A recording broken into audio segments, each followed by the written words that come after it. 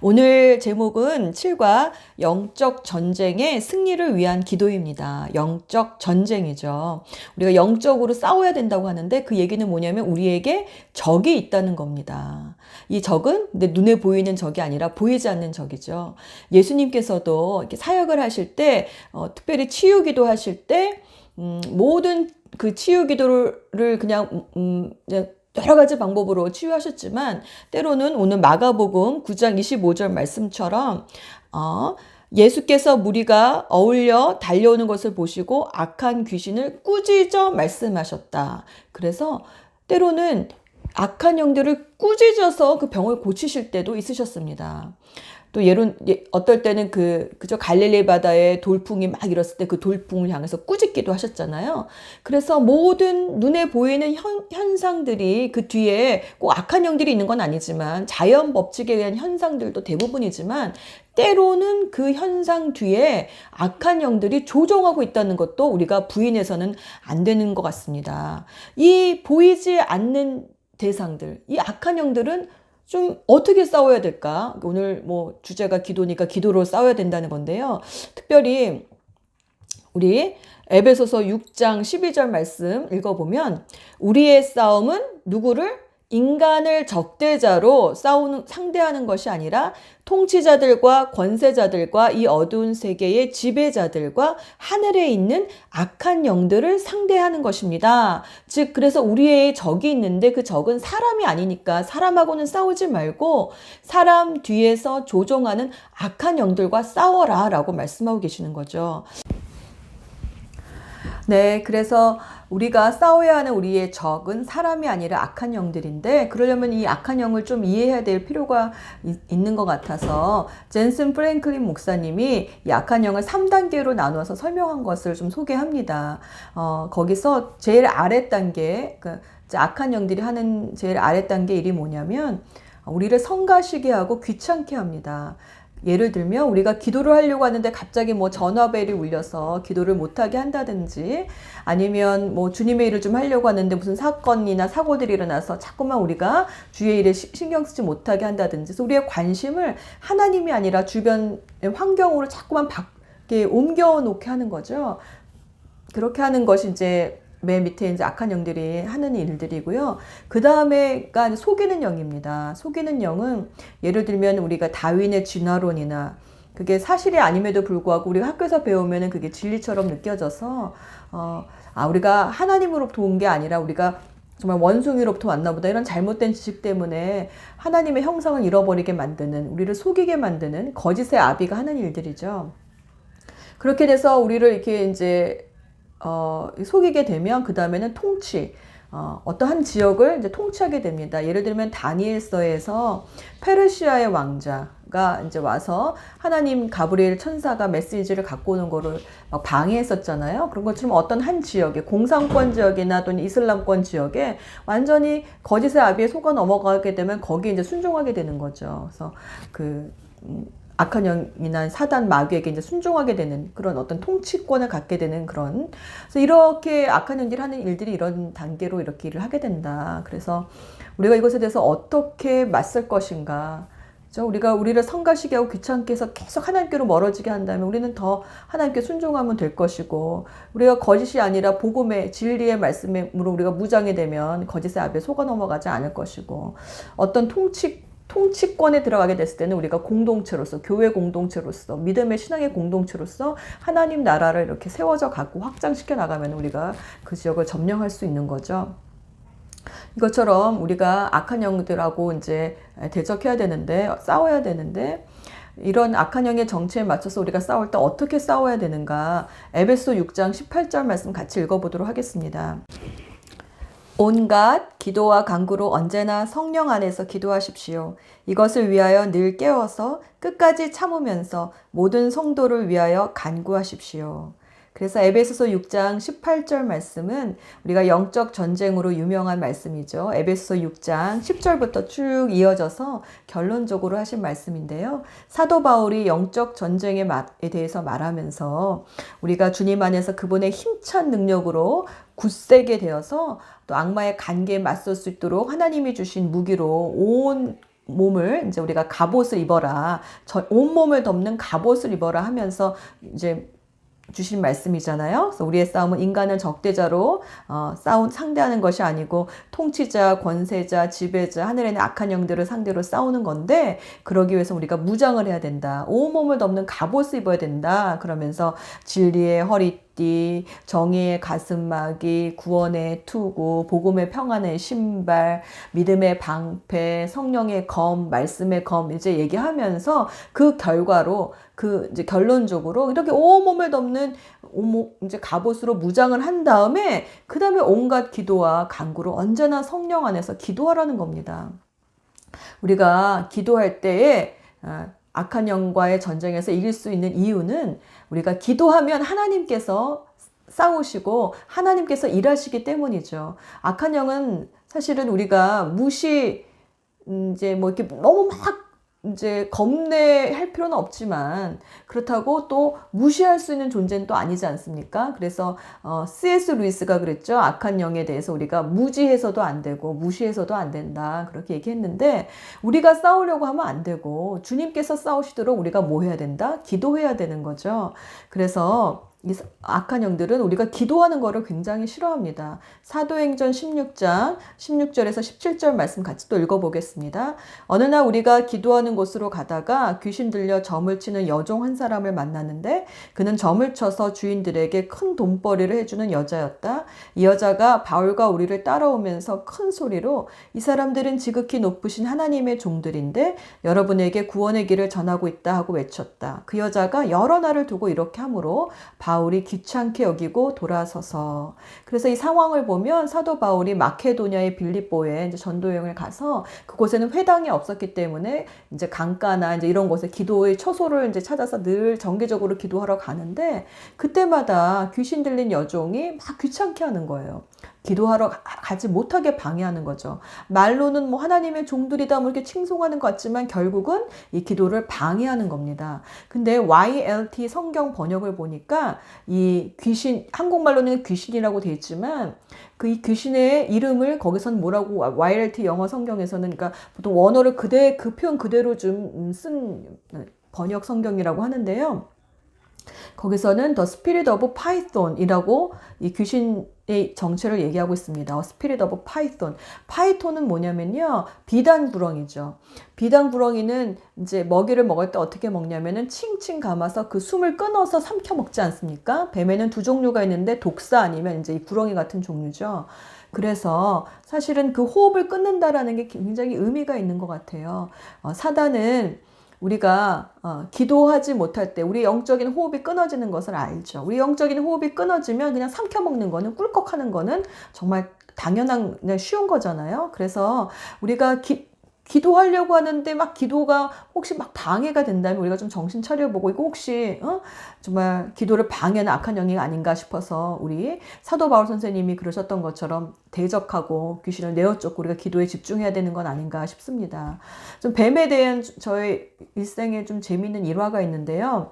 저희 교회가 좀 2007년도에 좀 성장통을 앓으면서 좀 어려움을 겪었었는데 그때 이제 제가 좀 스트레스 레벨이 좀 높았던 것 같아요. 근데 어느 날 저희 집 앞에 나갔는데 집 앞에 그 잔디에 이 잔디뱀이라고 그러죠. 미국에 가끔 있는데 이 잔디뱀이 또아리를 틀고 있는 거예요. 근데 제가 그 당시에 좀 시달려서 그런지 그 뱀이 그냥 뱀으로 보이는 게 아니라 뱀이 요즘 뭐 성경에서는 뭐 사단의 상징으로 나오잖아요. 옛뱀 뭐 그러면서 그래서 이제 거라지 차고 안에 들어가서 삽을 들고 나와가지고 뱀의 머리를 막 이제 쳤습니다. 그래서 뱀의 머리가 막 빠개졌죠.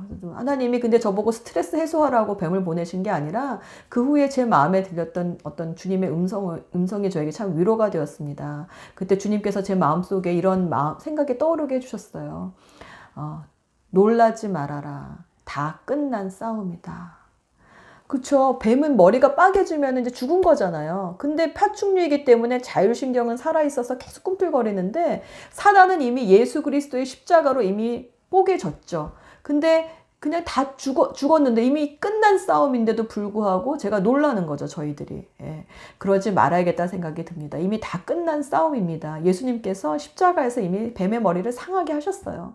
머리가 상하면 아무것도 할 수 없는 거죠. 하지만 예수님도 그때 발꿈치가 이제 상하신 거죠. 우리가 영적 전쟁을 할 때에 우리도 상할 수 있습니다. 우리도 상처받을 수 있습니다. 그러나 뱀의 머리는 이미 뽀개졌다는 것. 우리의 상처는 아무것도 아니죠. 뱀의 머리는 이제 뽀개지고 사단은 이미 원후 권세를 잃었습니다. 우리는 이 싸움은 싸우려고만 하면 싸울 수 있는, 이기는 싸움이죠. 그러나 우리가 싸우다 보면 상처받을 수 있지만 이 상처는 우리의 수치가 아니라 영광의 훈장입니다. 우리가 정말 싸웠기 때문에 상처도 있는 거잖아요. 상처 없이 그냥 굽다만 보면 그건 아무 훈장이 없는 거죠. 그래서 갈라디아서에서 사도 바울도 이렇게 얘기했죠. 나는 내 몸에 예수님의 상처 자국을 지니고 있다. 그러므로 이제 이후로는 아무도 나를 귀찮게 하지 말아라. 네, 그래서 우리가 전쟁을 하다 보면 상처받을 수 있지만 이 상처는 우리의 수치가 아니고 영광의 훈장이요, 예수 그리스도의 흔적인 줄로 믿습니다. 그래서 영적 전쟁을 하다 보면은 이런 영광의 훈장들이 우리에게 많아지는 것 같아요.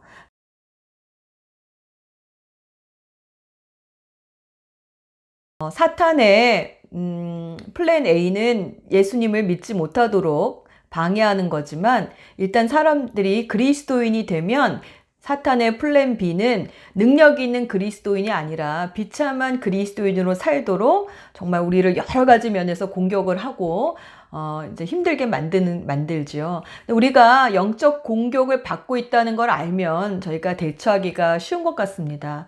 심장 마비가 올 때에 어떤 증상들이 나타나는 것처럼 뭐 호흡이 가빠진다든지 가슴이 답답하다든지 뭐 팔 다리가 저린다든지 이런 증상이 오는 것처럼 사실 우리가 영적 공격을 받을 때도 그 증상들이 있습니다. 그래서 우리가 이 증상들을 한번 이 시간에 먼저 진단해보고 사탄의 공격이 이런 거구나, 제가 한번 체크해 보면 좋을 것 같습니다. 교재 24페이지를 보시면 이제 이런 진단 체크리스트가 있거든요. 그래서 이때 성도들하고 한번 체크해 보면서 내가 사실은 이게 사탄의 영적 공격일 수 있겠구나라고 이제 깨닫게 되면 정신이 번쩍 나는 것 같아요. 첫 번째는 하나님을 향한 갈망이나 목마름이 시들해지고 하나님보다는 세상 것들이 즐거워지기 시작하는 거죠. 사실은 우리가 하나님을 향한 배고픔과 목마름을 잃어버리게 되면 그게 좀 정상이 아닌 거죠. 예배 가는 게 뭐 시들시들해지고 하나님보다는 세상 것들이 재밌어지고, 그죠?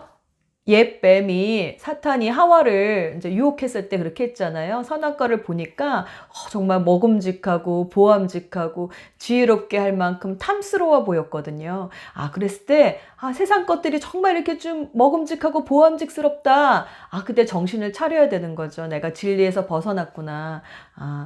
하나님을 향한 이제 목마름이 시들어졌구나. 사실 우리가 하나님을 보게 되면 하나님 얼마나 아름답고 그분은 우리에게 정말 만족을 주시는 분이신데, 하나님을 향한 갈망과 목마름이 시들시들해진다? 이거 지금 건강하지 못한 거죠. 내가 좀 사단의 꼬임에 넘어가고 있구나 하고 정신을 좀 번쩍 차려야 할 때인 것 같습니다. 두 번째는 사역의 성공은 경험했지만 그 후에 오는 육체적 피곤으로 무방비 상태가 되어서 더 이상 아무것도 하고 싶지 않다고 느껴질 때 이거는 그런가 보다 하고 넘어가는 게 아니라 이것이 사탄의 영적 공격이 아닌가 한번 점검해 봐야 합니다.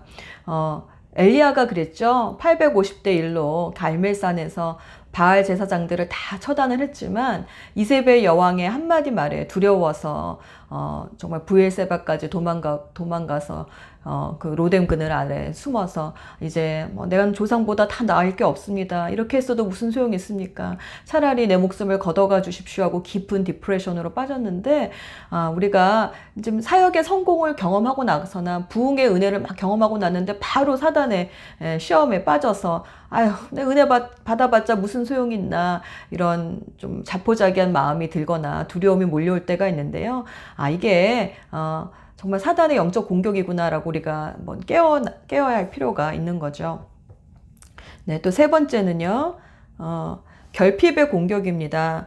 갑자기 차 사고가 연이어 난다든지 아이들이 아프다든지 뭐 은행 잔고가 바닥이 났다든지 직장에서 해고 당하든지 뭐 우리 살다 보면 여러 가지 어려움을 겪을 수 있지만 이것이 한꺼번에 갑자기 막 닥칠 때, 나의 관심이 그래서 하나님이 아니라 돈이나 환경이나 사람으로 막 몰리기 시작했을 때, 이게 우연이 아니라 사단의 영적 공격이구나 한번 점검을 해봐야 될 필요가 있습니다. 저도 생각나는 게 올해 한 5년 전인가? 예, 좀 오래됐던 것 같은데요. 평신도 세미나를 저희 교회에서 하는데 제가 운전하는 차에 타이어가 펑크가 났어요. 근데 한 번 뭐 그럴 수는 있는데 운전하다 보면 그런 일이 생길 수 있죠. 근데 그게 똑같은 타이어에 두 번이나 펑크가 같은 자리에서 난 거예요. 그래서 바쁜데 왜 이런 일들이 생기나 했었을 때, 이번 평신도 세미나에 은혜가 있으려나 보다. 사단의 영적 공격인가 보다. 더 절망하지 말고 더 기도하고 대적하고 하는데 더 마음을 이제 제가 다잡았던 것을 제가 기억이 납니다. 그래서 이렇게 좀 뭐 살다 보면 여러 가지 재난이 있을 수 있지만 이게 한꺼번에 몰려올 때는 이게 마치 갈릴리 바다의 돌풍을 꾸짖으셨던 예수님처럼 우리가 그 뒤에서 배후에 조종하는 악한 영을 저희가 대적하고 명령하고 결박하고 다시 힘을 내야 될 때인 것 해야죠. 네, 제가 자꾸 혀가 꼬이네요. 네. 자, 그 다음에 또 이럴 때가 있습니다. 기도 시간이 줄거나 아예 못하든지 기도가 유난히 힘이 들 때가 있죠. 예수님께서 겟세마네 동산에서 베드로, 요한, 야고보를 데리고 이제 기도하셨는데 그날따라 정말 예수님이 3번이나 깨우셨거든요. 근데 정말 기도해야 될 때인데 그날따라 더 막 눈이 무겁고 막 잠이 쏟아지고 기도해야 되는데 이게 기도가 안 되지, 이게 몸이 무겁지 그랬을 때 우리가 정신 차려서 다시 한번 일어나서 이 기도 못하게 하는 이 비단 구렁이 뱀 같은 귀신들아 그러면서 한번 막 밟아보고 땅을 밟으면서 막 힘내서 한번 대적해보고 그리고 기도하면 또 기도가 힘차게 됩니다. 네, 또 이럴 때가 있죠. 갑자기 모든 상황에 위축감이 들고 이렇게 애써서 무슨 소용이 있나라는 생각 때문에 포기하고 싶을 때가 있습니다. 정말 믿음은 바라는 것들의 확신이요 보이지 않는 것들의 증거다 하셨는데 이게 지금 눈에 보이는 것 때문에 보이지 않는 것을 바라보는 게 믿음인데 눈에 보이는 현상이 더 크게 막 두렵게 막 우리를 누를 때가 있어요. 별거 아닌데 그죠? 교회에서 우리 목사님, 사모님들 이렇게 교회 사역하다 보면은 한두 분의 성도 때문에 막 힘들 때가 있잖아요. 99명은 괜찮은데 그 한 명 때문에 만약에 우리 마음이 힘들다고 그런다면 하나님 앞에 다시 한번 마음을 다잡고 그죠? 우리가 예수님의 이름으로 한번 일어서야 할 때인 거죠. 그러면서 그분을 더 사랑하고 이렇게 해나갈 수 있는 힘들이 뭐죠? 인간은 적대자로 싸우는 게 아니라 그 뒤에서 역사하는 악한 영들하고 싸우기 위해서는 눈앞에 보이는 현상에 우리가 위축되어서는 안 되는 것 같습니다. 그래서 문제가 하나님보다 더 커 보이고 두려워지고 포기하고 싶을 때는 정신을 번쩍 차리고 이 문제 뒤에서 나에게 두려움을 가져다주는 악한 영들이 있구나 하면서 대적하면서 다시 한번 일어서야 될 때인 것 같습니다. 저도 기억나는 게 저희 남편이 목회 초반에 이제 저희가 뭣도 모르고 이민교회도 모르고 막 그럴 때 처음에 목회 초반에 한 번은 남편이 들어오자마자 이제 저녁 때 집에 들어오자마자 이제 바닥에 푹 그냥 엎드리더라고요. 너무 지친 거죠. 이제 밖에 나가서 이런 말 저런 말 듣고 오다 보니까 또 얼마나 또 마음이 상했겠습니까. 그래서 푹 이렇게 엎드리더라고요. 그리고 가만히 일어나질 않아요. 그래서 제가 걱정이 돼가지고 등을 이렇게 쓰다듬으면서 제가 그때 농담 삼아 이 독화살을 내가 사탄의 독화살을 빼줘야겠다고 팍 이렇게 빼는 신용하면서 퍼포먼스 막 하면서 등을 쓰다듬으면서 막 힘내라고 그렇게 얘기해 줬는데 남편이 그러다가 갑자기 일어나는 거예요. 그래서 내가 위로해줘서 일어났나 했더니 그게 아니라 이렇게 집에 들어오는데 팍 누웠는데 무슨 무거운 상자 같은 게 자기를 막 누르는 것 같더래요. 하나님 저 너무 무거워요. 그래서 일어나지를 못하겠어요. 이렇게 엎드려 있었던 거래요. 근데 이렇게 그냥 가만히 엎드려 있었는데 갑자기 하나님이 그런 마음을 주셨답니다. 부피가 크다고 해서 무거운 것은 아니다. 그래서 자기가 마음의 눈으로 자기를 내리누르고 있던 그 상자의 안을 보았더니 그게 빈 상자더래요. 그냥 그죠. 냉장고를 이렇게 담는 빈 박스는 냉장고가 딱 떨어져 나간 다음에 빈 박스는 아무리 그게 커 보여도 가볍잖아요. 아, 이게 빈 박스였구나. 내가 괜히 겁을 냈구나 하고 벌떡 이제 일어났던 경험이 있었는데요. 그렇죠. 사단은 문제를 실제보다 더 크게 보이게 해서 우리를 위축되게 만듭니다. 그때는 우리가 일어나서 이제 하나님의 위대하심을 선포해야 되는 거죠. 때로는 하나님께 주님 이 산을 정말 없애주세요라고 기도해야 될 때도 있지만 그 산을 향해서 하나님의 위대하심을 선포해야 될 때가 있는 거죠. 문제를 향해서 하나님의 크심을 선포해야 될 때가 있는 것 같습니다. 네, 사단이 영적 공격받을 때 우리가 또 그러기를 바랍니다. 또 한 가지는요, 슬며시 옛사람의 습관이 이렇게 막 나타날 때가 있습니다. 예수님 믿기 전에 술, 담배, 뭐 좋아했던 것도 있을 수 있잖아요. 뭐 저 같으면 영화 같은 거 저 참 좋아하거든요. 근데 정말 주님의 일에 집중해야 되는데 더 그냥 유난히 막 영화를 더 보고 싶고 막 그럴 때가 있단 말이에요. 그럴 때는 어떻게 하죠? 아, 내가 이거 지금 사단이 영적 공격이구나 하고 다시 번쩍 일어나야 할 때입니다. 그래서 출애굽기 16장 3절 말씀 보면 이스라엘 자손이 이제 그들에게 항의했죠. 차라리 우리가 이집트 땅 거기 고기 가마 곁에 배불리 음식을 먹던 그때에, 그러니까 광야에서 갑자기 그 이집트에서 먹었던 파, 부추, 그죠? 마늘, 수박, 오이, 막 생선 이런 게 막 생각이 나는 거예요. 맨날 만나만 먹다 보니까. 그럴 수 있잖아요. 근데 그것 때문에 막 우리가 불평하게 되고 했었을 때, 애굽의 노예 생활을 그리워하게 됐었을 때, 정신 차려야 되는 거죠. 우리 그때 정말 힘들었는데 그게 그리워지다니. 네. 그때 다시 한번 정신 차리고 사단의 영적 공격이구나 해야 될 때인 것 같습니다. 또 마지막으로 사단이 영적 공격을 받고 있구나 우리가 또 어떻게 알 수 있냐면 히브리서 10장 25절 말씀처럼 어떤 사람들의 습관처럼 우리는 모이기를 그만하지 말고 서로 격려하여 그날이 가까워 오는 것을 볼수록 더욱 힘써 모입시다 라고 권면했는데 사단은 우리가 힘써 모이는 걸 너무 싫어하는 거죠. 그래서 그리스도인의 그 교제 모임, 목장이나 교회나 성경 공부나 삶 공부나 예배에 정말 어떻게든지 가지 못하도록 방해를 합니다. 그랬을 때 이게 정말 우연히 그런 게 아니라 이 뒤에서 사단의 영적인 그런 공격이 있구나. 또 막 너무 또 혼자만 맞고 싶어지고 그러는 것도 이렇게 우리가 하나가 되지 못하고 혼자 떨어져 나갔을 때 사탄의 밥이 되기가 쉽거든요. 그래서 이런 증상들을 이렇게 보면서 사단의 영적 공격을 받고 있구나 우리가 진단 내려볼 수 있는 것 같습니다. 이 교재 24페이지에는 이 진단을 체크를 해보시면 좋은데요.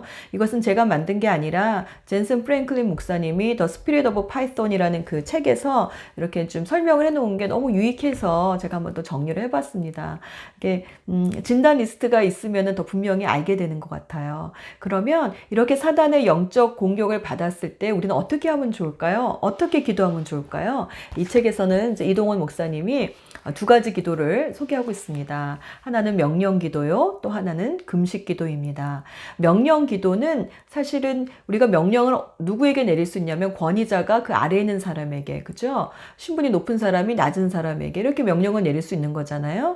우리의 신분이 하나님의 자녀 아닙니까? 우리의 랭킹이 어떻게 되냐면요. 하나님 바로 밑에 저희고 저희 밑에 천사고 그다음에 이제 악마들 악한 영들이거든요. 저희가 마귀의 권세 아래 놓였을 때는 그들의 종처럼 부림을 받았지만 예수 그리스도를 영접한 이후에는 하나님의 자녀가 되었기 때문에 우리가 주님의 이름으로 명령하면 들을 수밖에 없습니다. 그러니까 우리가 쫄지 말고 우리가 때로는 명령하고 명하고 선포하고 나아갈 때는 그렇게 기도함으로 또 기도의 승리가 있어야겠습니다.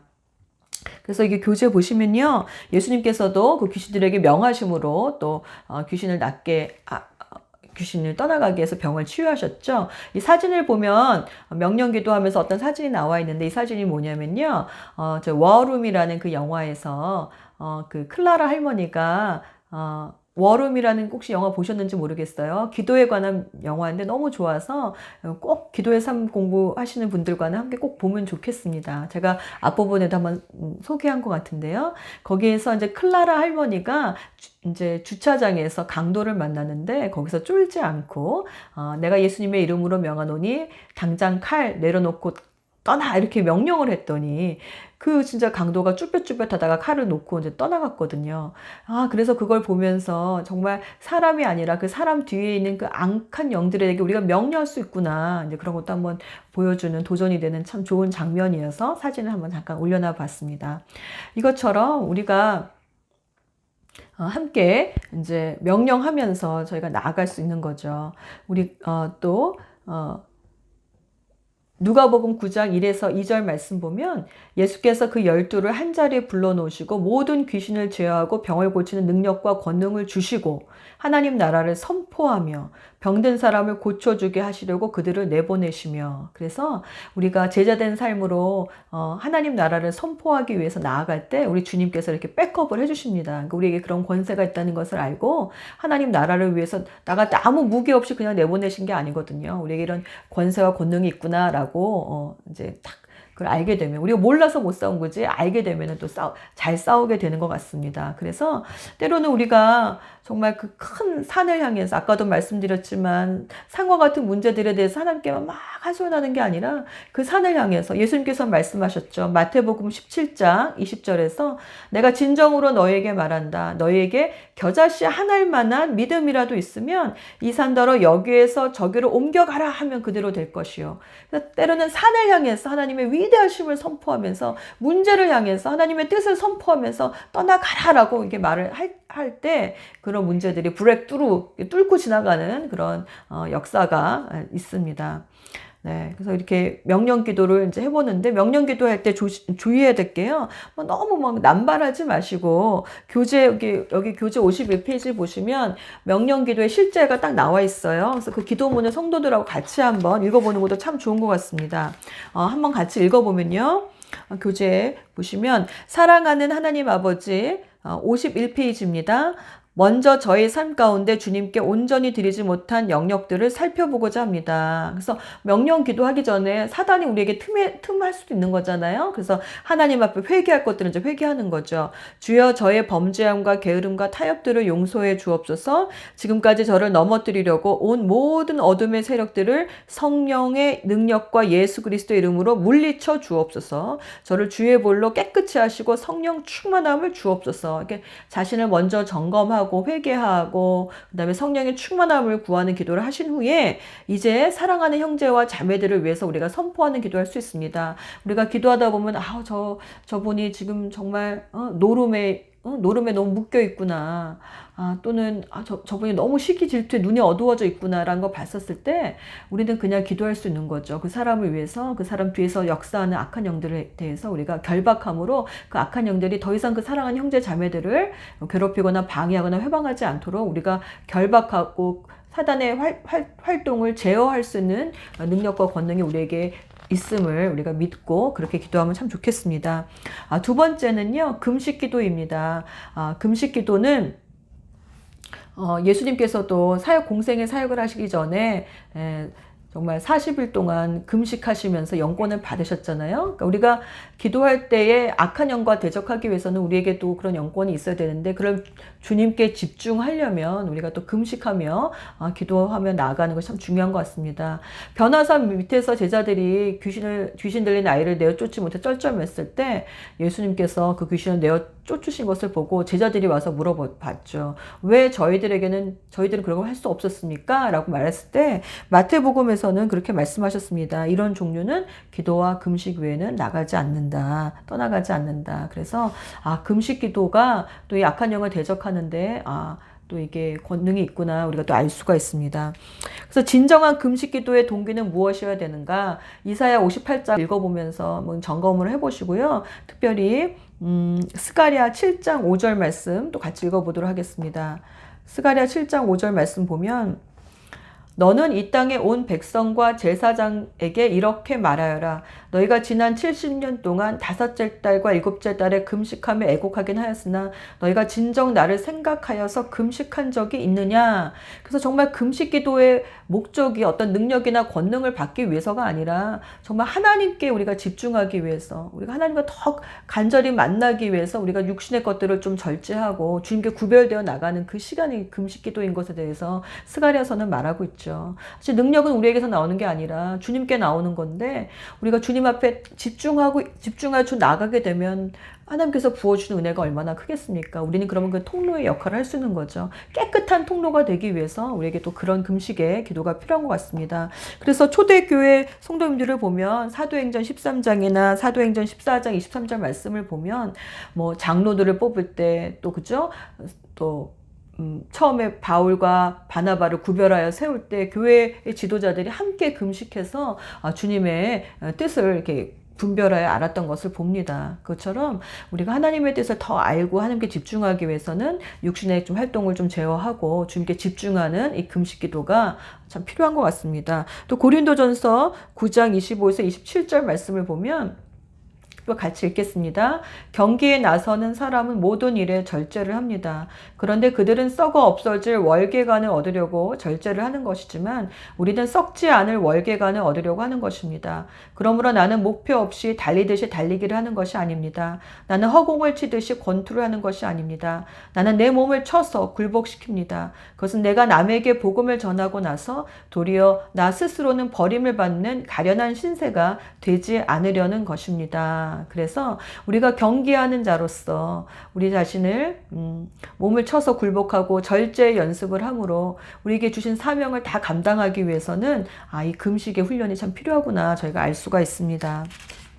특별히 이렇게 우리가 금식하며 나아갈 때에 사단과의 그 악한 영들과의 어떤 그런 대결, 브렉트루하고 기도를 싸워야 될 때 이 금식 기도가 정말 효과가 있습니다. 참 진짜 우리 목사님 사모님들도 많이 금식하시겠지만 우리 성도님들이 약한 세대를 살아가면서 이 금식의 훈련을 하는 게 정말 중요하죠. 그래서 이제 저희 교회는요 다니엘 금식 기도를 하게 합니다. 금식의 훈련을 하는데 다니엘 금식은 이제 부분 금식이긴 하지만 1월 1일부터 저희는 21일까지 연초에 그걸 하거든요. 왜냐하면 새해가 되면 성도님들이 다 뭔가 한 가지씩을 하고 싶어 하셔요. 그랬을 때 새로운 걸 좀 하고 싶어 하는데 그런 마음의 동기와 이 다니엘 금식 기도가 참 잘 맞물리는 것 같습니다. 그래서 다니엘 금식 기도는 저희 교회는 다니엘 금식 이제 묵상 수첩이랑 같이 나가면서 같이 하고 있는데요. 매일매일 그날의 기도 제목과 그날의 묵상을 같이 하면서 금식에 대한 동기부여를 하고 또 금식 기도가 무엇인지 그 묵상을 통해서 또 이제 마음 다잡으면서 하거든요. 근데 이게 이제 우리 교재 26페이지 보면 아시겠지만 포로로 잡혀간 다니엘이 자신을 믿음을 지키기 위해서 한 훈련이 뭐냐면 이제 야채를만 먹는 거잖아요. 그러니까 뭔가 구별해서 먹는 거죠. 우상에게 바친 제물을 먹지 않기 위해서 한 거지만 이런 절제의 훈련이 이 약한 세대를 살아가는 그리스도인들에게 얼마나 큰 능력과 또 지혜를 주는지 모르겠습니다. 그리고 다니엘이 하나님의 뜻을 깨닫기 위해서 특별히 또 21일 동안 날짜를 정해서 더 집중해서 나갔잖아요. 그리고 맨날 시간과 장소를 정해서 하루에 3번씩 기도를 했죠. 그래서 우리가 새해 항상 첫 단추를 잘 이제 꿰면은 끝이 좋은 것처럼 1월 1일부터 21일까지 온 성도님들이 다시 한번 마음을 정결하게 하는 그 시간들을 통해서 하나님의 뜻을 알고 또 기도의 훈련이 되는 것 같습니다. 특별히 다니엘 금식 기도는 완전한 금식이 아니라 부분 금식이기 때문에 성도님들이 다 같이 참여하는 게 좋은 것 같아요. 저희는 그래서 3단계로 하고 있습니다. 야채만 정말 먹으면서 야채 먹고 또 시간 정해서 이제 기도하고 또 이제 저희 이 다니엘 금식 기도에서 가장 큰 절제가 뭐냐면은 미디어 패스팅이에요. 그러니까 인터넷이나 뉴스나 드라마나 영화나 이제 이런 것들을 유튜브나 이런 걸 이제 21일 동안 끊는 거죠. 근데 저희 교회는 이거를 유치부에서부터 작년까지 다 하고 있거든요. 유치부도 이렇게 기도 수첩이 나갑니다. 그 별게 아니라 그냥 색칠하고 그날에 이제 묘절 읽고 이제 그런 거예요. 기도했습니다. 뭐 체크하고 이제 그런 거고 초등부도 이제 묵상집이 나가고 뉴스도 이제 하고 있고요. 근데 이제 어린 자녀들 같은 경우는 음식을 절제하는 것이 쉽지 않기 때문에 이제 성경 읽고 시간 정해서 기도하고 그다음에 미디어 패스팅은 이제 하고 있습니다. 그래서 미디어 패스팅 요즘 아이들이 인터넷 게임에 중독된 애들이 얼마나 많아요. 근데 이거를 혼자 끊으려고 하면 참 쉽지 않은데 온 교회가 같이 하게 되니까 묻어서 아이들이 하게 되더라고요. 그래서 스마트폰 중독에서 그때는 좀 벗어나기도 하고 또 성도님들도 아까 제가 3단계라고 했는데 그 다 하는 분은 있고요. 또 이제 그 중에서 이제 뭐 특별히 자기가 음식 중에서도 나는 뭐 그래도 달걀은 먹겠다. 뭐 이제 몇 가지 조금 더 하고요. 세 번째 제일 낮은 단계는 뭐냐면은 기도하지만 미디어 패스팅만 하는 것도 저희는 다니엘 금식으로 쳐줍니다. 그러니까 세상의 오락과 쾌락을 끊고 내가 좋아하는 것을 한번 끊고 주님께 집중하자는 것이 목적이지 야채를 먹자는 게 목적이 아니거든요. 야채도 얼마나 먹을 게 많은지 몰라요. 그래가지고 이거는 오히려 저기 자매님들은 야채 식단 만드는 게 더 힘들다고 막 이제 하소연을 하더라고요. 그래서 이거는 야채를 뭔가를 먹고 안 먹는 게 중요한 게 아니라 우리가 좋아하는 기호식품을 좀 끊어보자. 그래서 그 단계는 1, 2, 3단계로 했는데 그래도 핵심은 뭐냐? 미디어 패스팅. 그래서 뭐 인터넷을 좀 게임, 영화, 드라마 이거 좀 끊고 우리가 그 시간에 뭐 하냐? 성경 읽고 시간을 정해서 기도하고 저희는 이 다니엘 패스팅 기간 중에 제가 10일 세겹제 기도가 또 껴 있습니다.